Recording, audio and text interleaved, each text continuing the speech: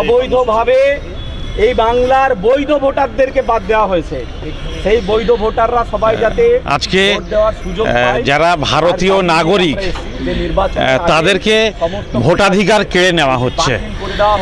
কেন মানুষের ভোটাধিকার কেড়ে নিচ্ছেন?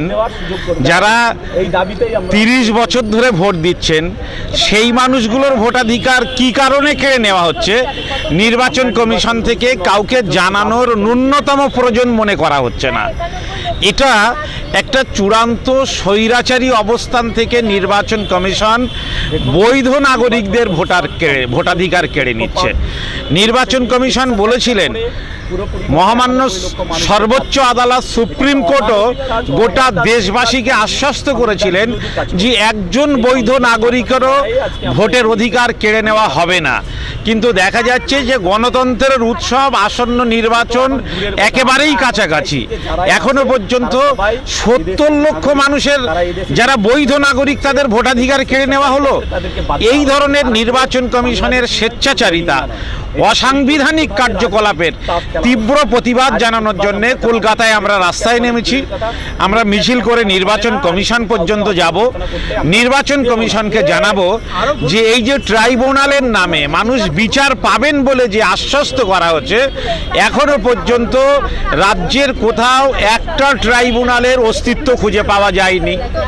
যারা প্রভাবশালী তাদেরকে, যারা রাজনৈতিক দলের প্রার্থী হয়েছেন তাদের ভোটাধিকার ফেরানো হচ্ছে।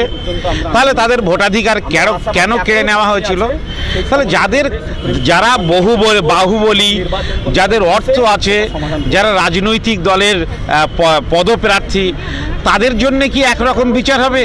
আর যারা সাধারণ ভোটার তাদের প্রতি এত অবিচার হবে যে তাদের নাগরিকত্ব থাকা সত্ত্বেও নির্বাচন কমিশনের পক্ষ থেকে দেওয়া তাদের সবার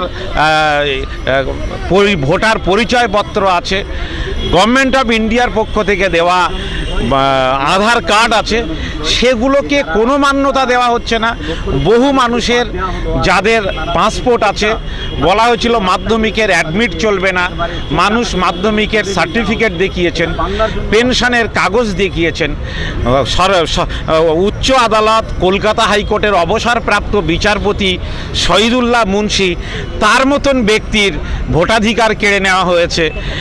যিনি বিডিও হিসাবে কাজ করেছেন, ডেপুটি ম্যাজিস্ট্রেট হিসাবে কাজ করেছেন, তার ভোটাধিকার কেড়ে নেওয়া হচ্ছে। তাহলে নির্বাচন কমিশন কোন সীমারেখার ভিত্তিতে, কোন আইনি বলে এই মানুষগুলোর ভোটের অধিকার কেড়ে নিচ্ছেন? নির্বাচন কমিশন সাংবিধানিক সংস্থা বলে তিনি সাধারণ মানুষকে জানাবেন না যে কি কারণে তিনি সাধারণ মানুষের ভোটের অধিকার কেড়ে নিচ্ছেন?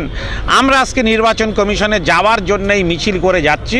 জানতে চাইছি যে কি কারণে এত লক্ষ মানুষের ভোটের অধিকার কেড়ে নেওয়া হলো। নির্বাচন কমিশনকে স্পষ্ট করে জানাতে হবে যে কার কি জন্যে, কার কোন কাগজের অভাবে, কার কোন দুর্বলতার কারণে, কোন সন্দেহের কারণে এই মানুষগুলো ভোটের অধিকার কেড়ে নেওয়া হলো।